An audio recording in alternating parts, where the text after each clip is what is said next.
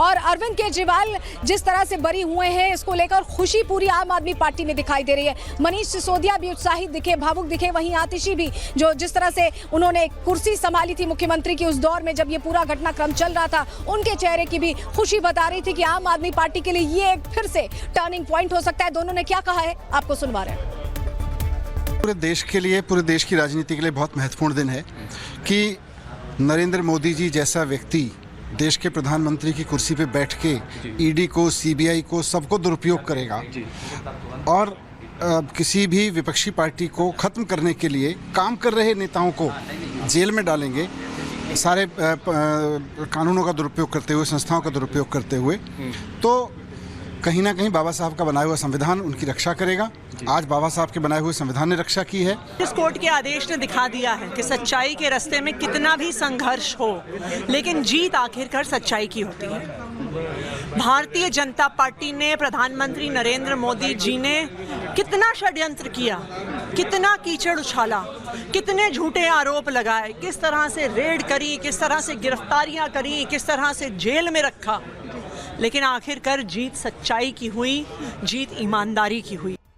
तो आपने मनीष सिसोदिया और आतिशी को सुना और उन्होंने कहा कि ईमानदारी और सच्चाई की जीत है। लेकिन आपको बताएगा, अभी हमने आपको कुछ देर पहले बड़ी खबर बताई थी कि कैसे सीबीआई ने अब हाईकोर्ट का रुख कर लिया, अर्जी डाल दी है सीबीआई ने हाईकोर्ट में, अब वहां पर ये पूरी प्रोसीडिंग चलेगी। मानव हमारे सहयोगी हमारे साथ सीधे जुड़ रहे हैं। मानव, लेकिन आज जो राउज एवेन्यू कोर्ट ने कहा, उसमें सीधे सीधे कहा गया कि सबूतों का अभाव था, तो वही बात तो वहां भी हो जाएगी हाईकोर्ट में भी। अगर सबूत नहीं होंगे तो इस मामले में फिर भी पुख्ता तौर से सीबीआई कुछ नहीं कर पाएगी। लेकिन फिलहाल रुख कर लिया है हाईकोर्ट का।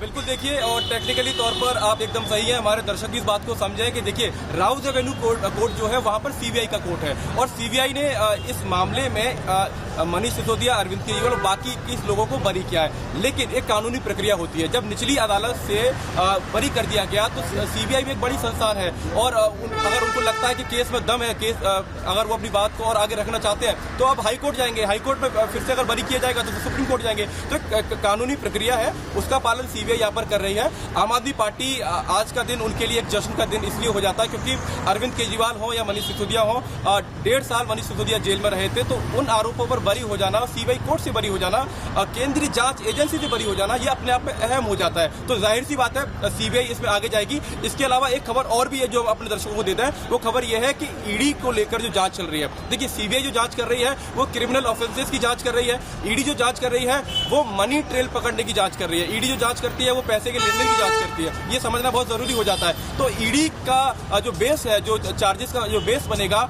उसको भी खारिज करने के लिए आम आदमी पार्टी की तरफ से, अरविंद केजरीवाल की तरफ से, मनीष सिसोदिया की तरफ से अब एप्लीकेशन आगे दी जाएगी क्योंकि जब क्रिमिनल ऑफेंस ही नहीं हुआ तो ईडी किस चीज की जांच करेगी। इसलिए ईडी का केस भी यहाँ पर कमजोर होता दिखाई दे रहा है। लेकिन ये टेक्निकलिटीज है, एक लीगल प्रोसेस होता है, उसका पालन सीबीआई यहाँ पर कर रही है। जिन लोगों को आज बरी किया गया है सीबीआई कोर्ट से, मनीष सिसोदिया हो, अरविंद केजरीवाल हो या बाकी 21 लोग हों, अब इनके खिलाफ जो राहत आज दी गई है, उस राहत को चुनौती देने के लिए निचली अदालत, माफ कीजिएगा, सीबीआई कोर्ट को चुनौती देने लेकिन मानव जो आप कह रहे हैं, देखिए अभी हम बात करें कि सीबीआई ने हाईकोर्ट का रुख कर लिया, लेकिन सूत्रों से ये खबर हमें पता चली थी कि अब आम आदमी पार्टी भी कोर्ट का रुख करेगी क्योंकि ईडी का मामला तो बनता ही नहीं है ना। जब पैसा ही नहीं इधर उधर हुआ, 100 करोड़ इधर उधर नहीं हुए, तो ईडी का मामला कैसे बनेगा। तो इसको लेकर कहा जा रहा है, जो आप कह भी रहे हैं कि कोर्ट का रुख करेगी, तो अब तो ये लग रहा है पूरा मामला गोलमोल चलेगा।